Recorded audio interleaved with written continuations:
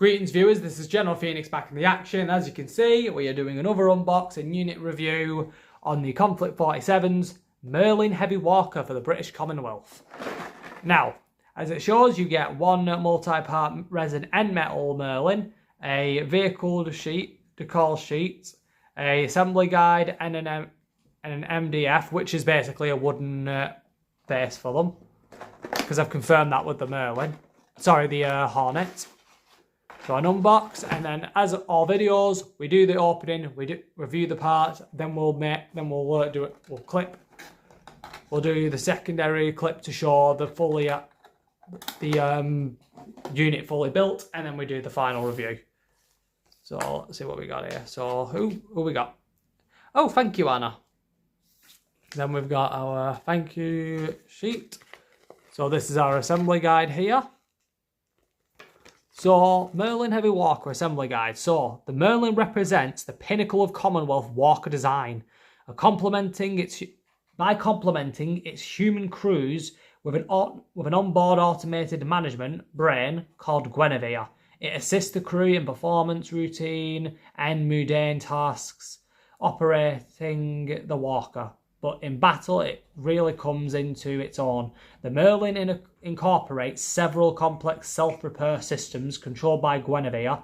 Reacting faster than any human, it responds to damaging hits by activating backup systems, rerouting power by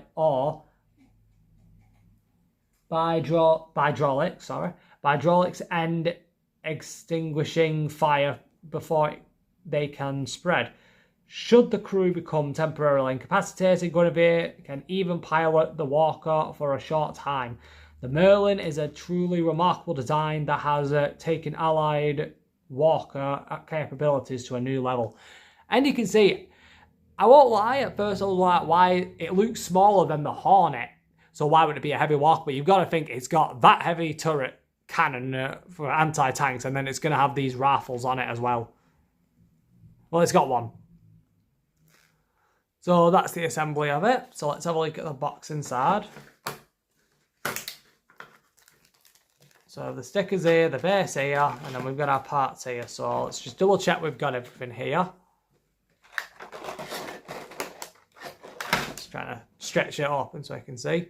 So we've got both our legs, as you can see. Right, I've got right, I've got right, left. So it'll be like something like that. Like it shows on the design here, so I'll just give that as a quick example. Got everything there.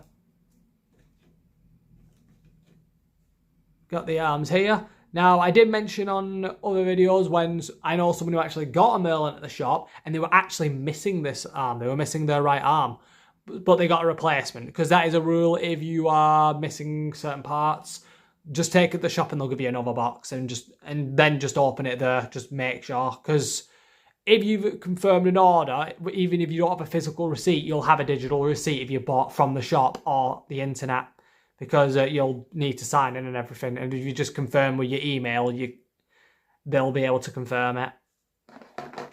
So you got your arm, you got your legs, you got your body, upper and lower. So it goes like that. So something like that.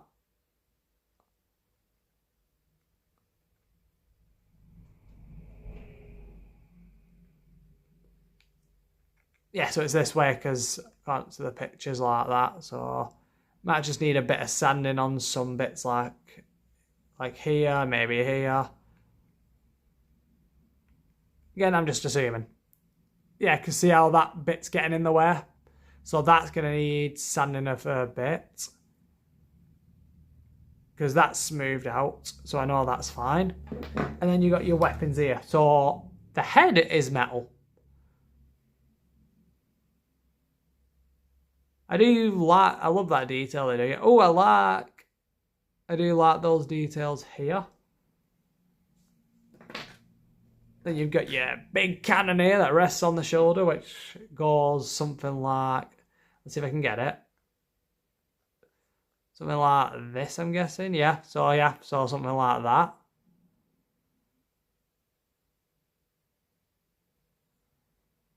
yeah, so it's just resting, then that just needs, again, that just a little bit that just needs sanding down.